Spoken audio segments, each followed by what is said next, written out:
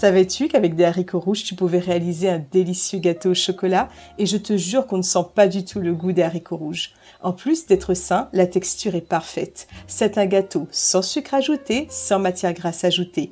Une part fait 190 calories. Je te montre tout de suite comment je fais. Pour commencer, dans un bol, je casse 200 g de chocolat noir pâtissier. Je te conseille d'utiliser du chocolat à 70% de cacao minimum. Ensuite, je le fais fondre au bain-marie. Si tu as un micro-ondes, tu peux bien sûr l'utiliser. En attendant que mon chocolat fonde, dans un saladier, je casse 2 œufs, puis je les bats et je réserve.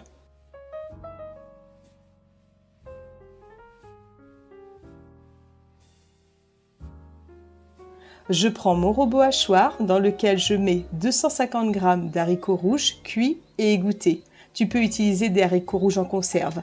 Moi, c'est ce que j'ai fait dans cette recette. J'ajoute 60 ml de lait et je mixe le tout. Ce gâteau au chocolat, c'est vraiment une excellente façon de consommer plus de légumineuses. Je mets la préparation obtenue dans mes œufs battus et je mélange bien le tout. Comme je te l'ai dit au début de la vidéo, tu verras, on ne sent pas du tout le goût des haricots rouges dans ce gâteau au chocolat. Tu vas bluffer tout le monde.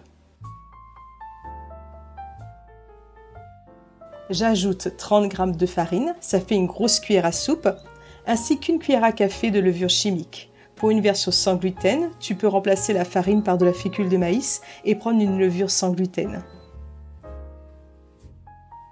J'ajoute mon chocolat fondu à la préparation et je mélange bien le tout. Pour la gourmandise, je termine avec 20 g de cerneau de noix et 20 g de noix de pécan que j'ai hachées préalablement.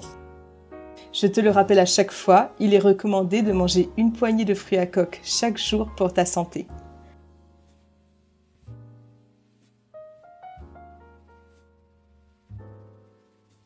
Maintenant, je prends un petit plat. Le mien fait 18 cm de longueur et 13 cm de largeur. Et je le recouvre d'une feuille de papier cuisson. Je te conseille vraiment de prendre un petit plat pour que le gâteau ait une belle épaisseur. Je verse ma préparation dans mon plat. Et pour la décoration, j'ajoute quelques noix hachées finement sur le dessus. Il ne me reste plus qu'à enfourner à 180 degrés pendant 20 minutes. Et voilà, c'est terminé!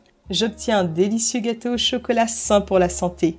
J'ai coupé mon gâteau en 10 parts et une part ne fait que 190 calories.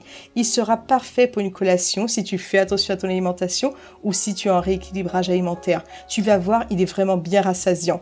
Je te laisse te régaler et te dis à très vite pour d'autres recettes saines. À bientôt!